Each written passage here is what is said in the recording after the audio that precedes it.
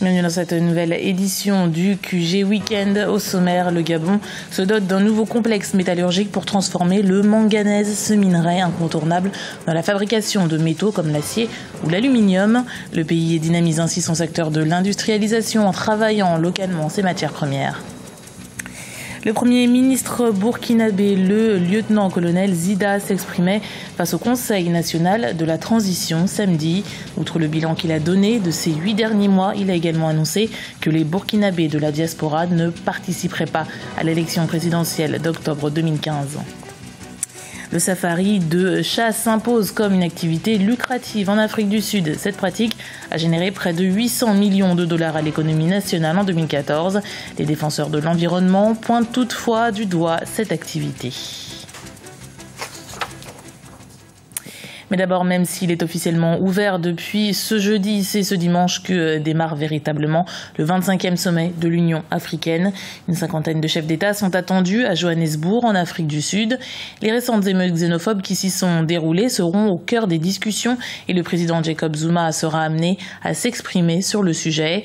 La guerre civile au Sud-Soudan qui dure depuis 2013, la crise politique au Burundi et le désaveu de l'Union africaine du président Pierre Nkurunziza ou encore la situation en Libye sous l'emprise des milices seront également abordées au sein de l'institution. Au Gabon, inauguration vendredi à Moanda d'un complexe métallurgique dans la province du Haut-Ogooué. Cet établissement produira 65 000 tonnes de silico-manganèse et produira également près de 20 000 tonnes d'hydrométallurgie.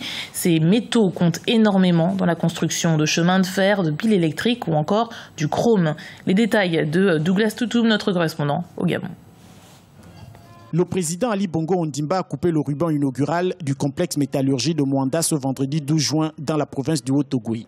Fruit d'un partenariat public-privé entre l'État gabonais et le groupe Eramet, le complexe métallurgie de Moanda est bâti sur une superficie de 50 hectares pour un coût total de 160 milliards de francs CFA. Le Gabon a voulu se placer dans ce groupe de pays qui transforment. Et je parle souvent en termes sportifs, c'est un changement de division. Nous passons à une division supérieure. Et nous voulons tout faire pour rester qualifiés dans cette division-là et continuer à satisfaire tous les clients qui nous ont accompagnés jusqu'à présent, mais en plus gagner d'autres marchés. Vous vous rendez compte que lorsque le produit l'huile est transformé avec une valeur ajoutée, ce cours-là subsiste, il ne baisse pas.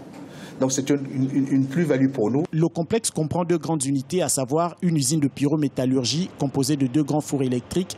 Elle produira 65 000 tonnes de silico-manganèse par an avec une teneur en manganèse de 65%. La deuxième unité est une usine d'hydrométallurgie avec une unité d'électrolyse qui permettra de produire 20 000 tonnes de manganèse métal par an, dont la teneur en manganèse est de 99,7%. Après la mise en service au début des années 2000 du complexe industriel de Moanda, qui représentait déjà un premier pas dans la transformation du manganèse, la réalisation de ce complexe métallurgique vient ainsi prouver, une fois de plus, l'engagement du groupe Eramet au Gabon, mais aussi le dynamisme de notre filiale Comilog, qui contribue par cet nouvel investissement majeur au développement de l'activité économique de votre pays.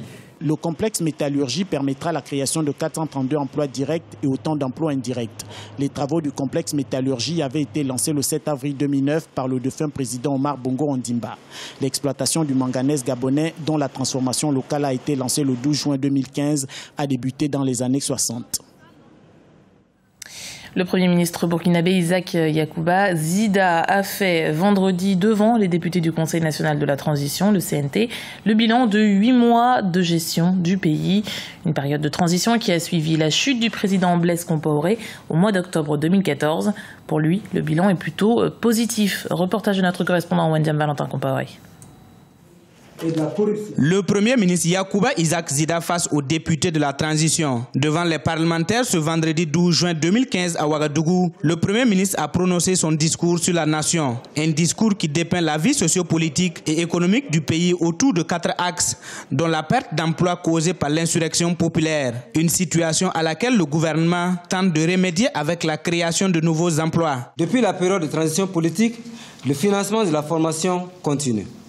De l'apprentissage et du perfectionnement ont permis à 1304 femmes et jeunes de bénéficier d'un renforcement de capacité.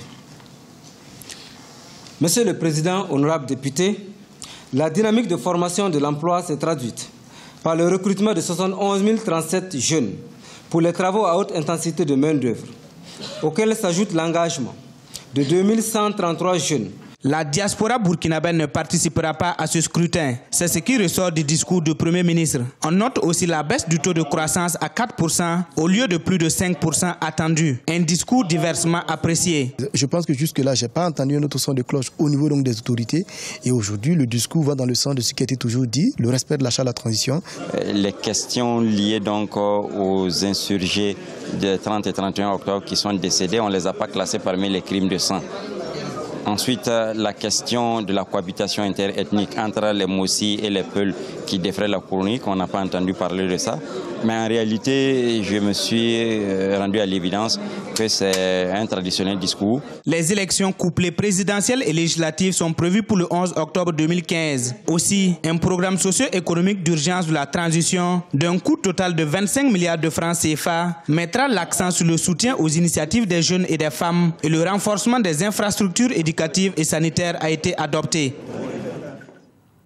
Souvenez-vous, c'était au mois de mars 2015. Une trentaine d'activistes burkinabés et sénégalais avaient été arrêtés en République démocratique du Congo. Vendredi et samedi, un rapport sur l'affaire a lancé le débat entre les députés congolais. Pour certains, le dossier est vide et les détenus doivent être relâchés. Pour d'autres, les propos tenus contre le président congolais sont offensants. Seul Fred Boma, étudiant en droit, et Yves Makwambala, graphiste, sont toujours retenus en prison, mais n'auraient aucun lien avec les activistes. Riche d'une biodiversité variée, le tourisme sud-africain est en plein essor. La chasse sportive s'est particulièrement imposée en Afrique du Sud, générant de la création d'emplois, mais aussi un bel apport pour le produit intérieur brut. Il n'empêche, la critique des défenseurs de l'environnement ne faiblit pas. Emmanuel Milimono nous explique pourquoi. La chasse sportive rapporte environ 10 milliards de rand chaque année à l'Afrique du Sud. À travers des visites guidées spéciales, les visiteurs traquent les animaux à l'état sauvage, les abattent avant de les ramener comme trophées de chasse. Les animaux convoités sont les lions, les léopards, les éléphants et les rhinocéros. Dans la réserve du Wamanzi, par exemple, les touristes sont guidés par des professionnels moyennant des sommes allant de 500 à 4 000 $ américains. Pour les éléphants, lions et léopards, un prix spécial est appliqué sur demande. Nous avons trouvé un troupeau de mâles impala. Le vent a tourné en notre faveur. Nous l'avons pourchassé et nous avons été en mesure de nous rapprocher d'eux. J'ai réussi à faire de sorte que le chasseur lui tire dessus. C'est un jeune mâle d'environ 2 ans. Cette activité ne manque pas cependant d'attirer les critiques des défenseurs des animaux partout dans le monde. Mais les revenus qu'elle génère prennent toujours le dessus. En 2014 par exemple, l'industrie sud-africaine de la chasse valait 765 millions de dollars, soit près de 10 milliards de rands. L'exploitation du gibier participe à la création d'emplois avec près de 100 000 emplois. Selon les organisations de préservation de la faune, la chasse aggrave une situation déjà précaire des animaux à cause du braconnage. Il y a une plus grande prise de conscience aujourd'hui et des voix se sont élevées dans le monde pour dire stop. L'Australie, par exemple, a interdit l'importation de tous les trophées de chasse de lions, ce qui constitue une décision importante. Et nous travaillons pour faire en sorte que le reste du monde suive cet exemple qui mettra effectivement fin à toute l'industrie de la chasse. Des pays comme la Tanzanie, le Kenya mènent également la même activité, mais à un degré moins important que celui de l'Afrique du Sud. Certaines populations d'animaux sauvages connaissent une baisse spectaculaire depuis des décennies à cause du braconnage, la perte de l'habitat et de la réduction de certaines espèces dont les prédateurs se nourrissent. C'était le journal de la rédaction. Merci de l'avoir suivi. Retrouvez dans un instant une nouvelle édition du QG Week-end sur Africa 24.